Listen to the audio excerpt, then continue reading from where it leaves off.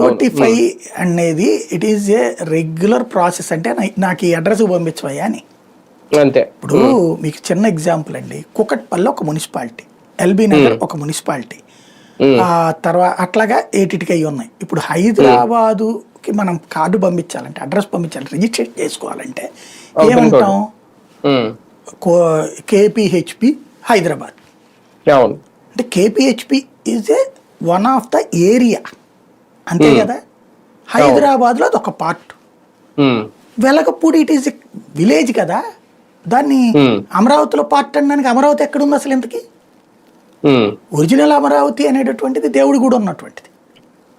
పోనీ దాన్ని కూడా దీంట్లో లేదు, 29 గ్రామాలు. అది ఇవాళకి కూడా గెజిట్ లేదు కదా. ఈ గెజిట్ ఎవరు ఇవ్వాలి? రాష్ట్ర ప్రభుత్వం ఇవ్వాలి. వాళ్ళ ముందు ఇప్పుడు ఒక పెద్ద అయోమయం ఉంది. అందుకే ఎటు తేల్చుకోలేక ముందుకి పోవట్లే, వెనక్కి పోవట్లే.